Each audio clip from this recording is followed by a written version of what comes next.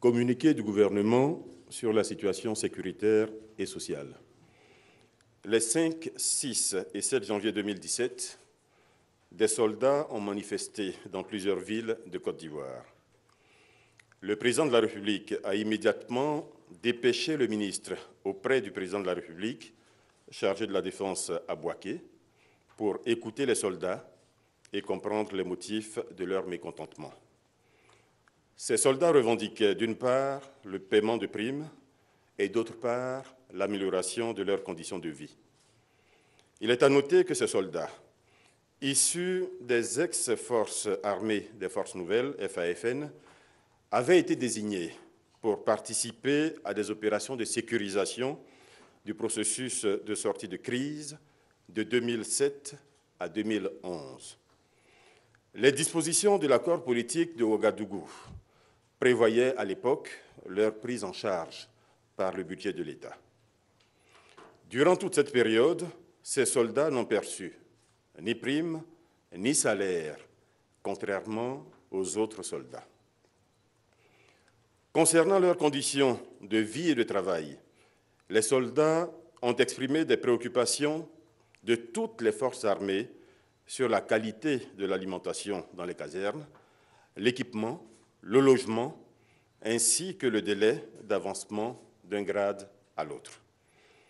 La question des primes dues, n'ayant pas fait l'objet d'une gestion diligente de la part de la hiérarchie militaire, le président de la République a autorisé que celles-ci soient payées selon les modalités arrêtées à l'occasion des discussions entre les soldats et le ministre auprès du président de la République chargé de la Défense.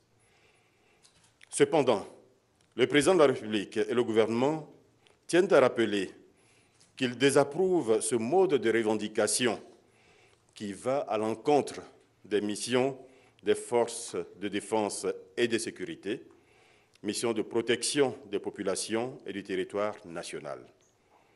Dans ce cadre, les soldats ont l'obligation de faire preuve de discipline et de rassurer l'ensemble des citoyens par leur comportement.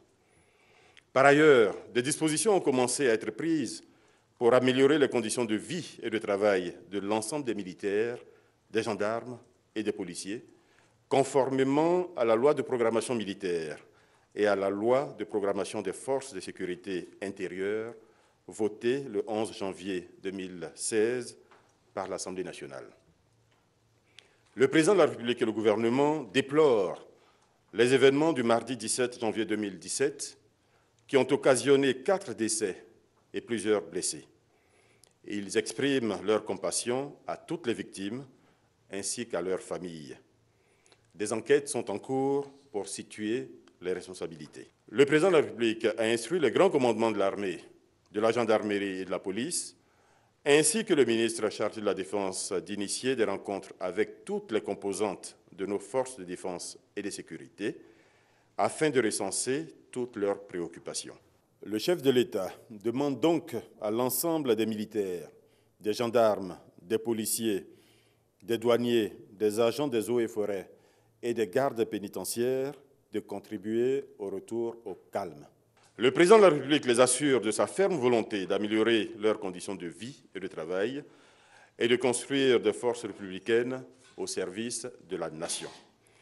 S'agissant des revendications sociales des fonctionnaires, le Conseil des ministres, à l'écoute des partenaires sociaux et soucieux de leurs préoccupations, a examiné un certain nombre de mesures qui feront l'objet de propositions lors d'une rencontre le jeudi 19 janvier 2017 à 10 h entre les ministres en charge de cette question et l'intersyndicale des fonctionnaires. Le président de la République et le gouvernement tiennent à rassurer les populations que tout est mis en œuvre afin de trouver des solutions dans les meilleurs délais sur les questions sécuritaires et sociales et que toutes les dispositions sont prises pour assurer la sécurité des personnes et des biens sur toute l'étendue du territoire. Fête à Abidjan, le mercredi 18 janvier 2017, le gouvernement.